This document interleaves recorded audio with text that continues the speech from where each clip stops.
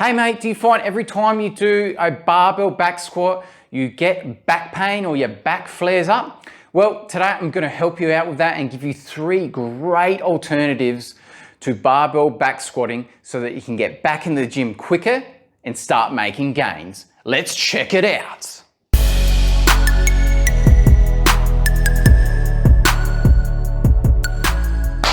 Hi mate, this is Adam and I help you return to the gym and stay there. So we're talking about 3 alternatives to squatting today, or the back squat specifically. So the problem with the barbell back squat is it puts you in a position where your back is being loaded and is getting quite a bit of torque loading through the back, okay?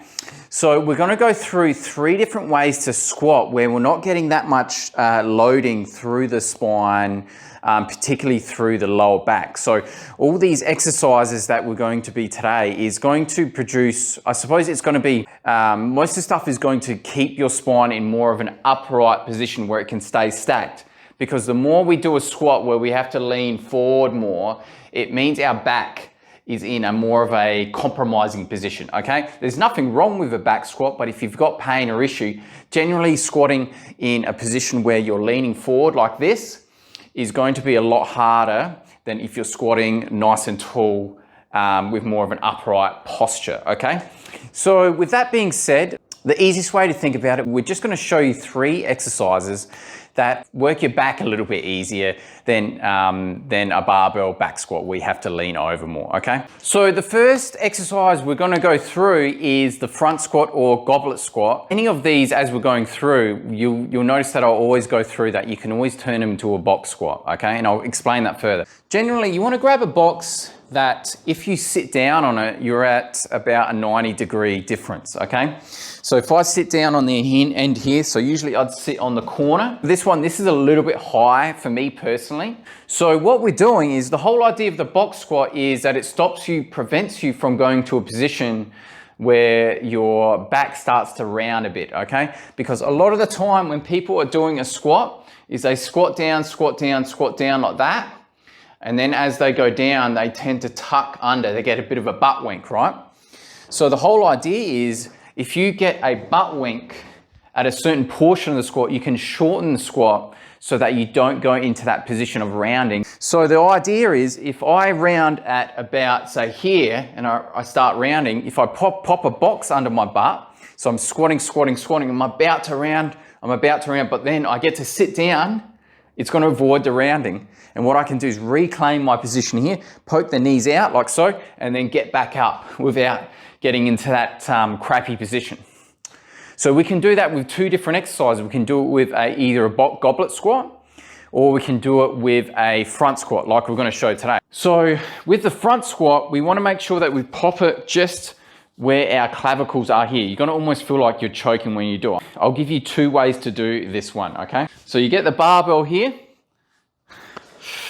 and you're just going to sit it just below your throat or above those clavicles, okay? So the positions that you can hold it is, if I come around a little bit, you can see that you can either hold it like that with your thumbs up, you can go like this, like that too, or you can actually get your whole hand under it like so. I find it pretty difficult to do that. So my recommendation is, just if you're starting off with a front squat, you start off with your thumbs up like that, or go for the crossed arm. So once you get that sorted on how you actually hold the barbell, the rest of it is actually squatting the bar. So the way we do that is we set up this box squat here, okay? Is you're gonna get that racked in that position here, just below those clavicles. You should have like a bit of a portion between your clavicles and between your shoulder bone out the front here, okay? So the way you do that, you unrack it like that. I'll hold it in this position. You're gonna take a step back, spread the floor a bit. And what we wanna do is, you're making sure that you're staying as upright as you can. So you're gonna squat down, sit onto the box, and then stand back up and squeeze your butt. So what you want to make sure is that you're not folding those knees in and driving the knees out and keep an upright torso. Because if you lean too far forward, you're gonna drop that bar and you're gonna end up in that butt wink position. You can actually do this with any kind of like a kettlebell or something like that. So you can grab like a 12 kilo kettlebell, right? And what you'll do is you'll grab the kettlebell, you hold it at just chest height like that by the horns, and all you're doing is you're squatting on the end here, staying nice and upright, driving knees up, squeezing your butt right at the top. You can't really do a whole heap of weight with a goblet squat because you're limited by your grip and how much you can hold here. And with the barbell squat, you're limited by how much you can lift by what your technique and how well you can hold that position in there. So a good in between, a good compromise between the two is getting something called a safety bar. And these things are great because what it does is it allows you to still do heavy weight in your squat, but you don't have to worry about the technique so much. Bump these up a little bit, pop that on there. So if we unrack it, like so.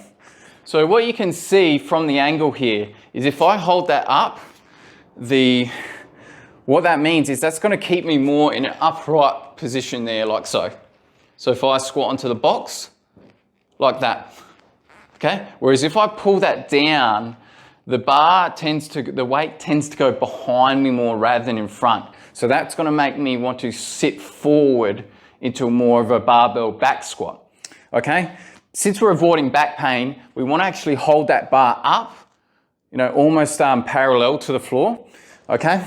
So you want to hold that up, and the same thing is poke the knees out, sit back onto the box, and then sitting back up. So if you're lucky enough to have a safety squat bar in your gym, I would highly recommend checking this out and doing it with a box. The last one that we've got is the single arm kettlebell squat. The whole idea with this is we're holding the kettlebell on one side of us, okay? So what that means is our body is wanting to get pulled in a certain direction. So we've got our kettlebell here and I'm squatting down. What my body's wanting to do is turn and dump that weight to the side. So what happens there is my core, my obliques have to work extra hard to keep my body nice and upright.